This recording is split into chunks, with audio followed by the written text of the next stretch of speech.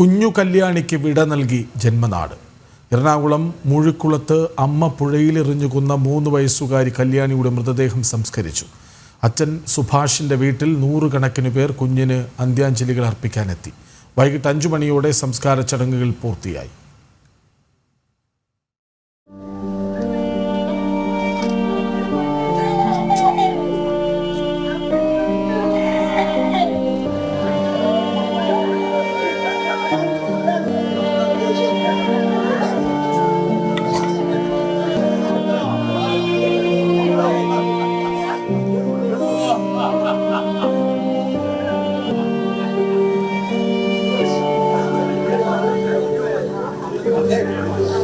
ആർത്തുല്ലസിച്ചു നടന്ന വീട്ടുമുറ്റത്തേക്ക് കല്യാണിയുടെ മൃതശരീരം എത്തിച്ചപ്പോൾ ഉയർന്ന നിലവിളിയിൽ കണ്ടുനിന്നവർക്ക് കൂടി കരച്ചിലടക്കാനായില്ല.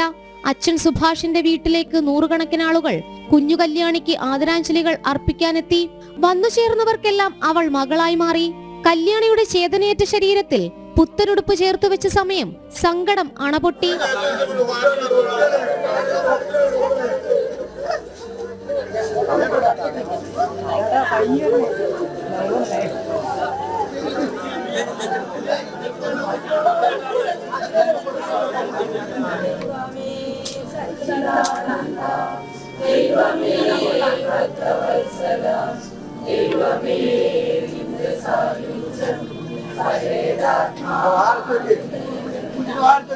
പോസ്റ്റ്മോർട്ടം കഴിഞ്ഞ് വൈകുന്നേരം 3:25 അച്ഛൻ സുഭാഷിന്റെ വീട്ടിലെത്തിച്ച കല്യാണിയുടെ മൃതശരീരം 4:10 തിരുവാണിയൂർ പൊതുശ്മശാനത്തിലേക്ക് കൊണ്ടുപോയി.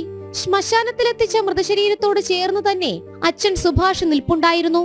ഒടുവിൽ അച്ഛൻ മകളുടെ നെറുകയിൽ അന്ത്യചുംബനം നൽകി.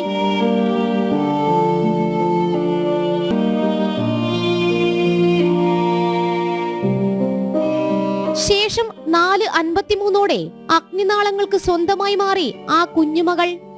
ജനം, കൊച്ചി.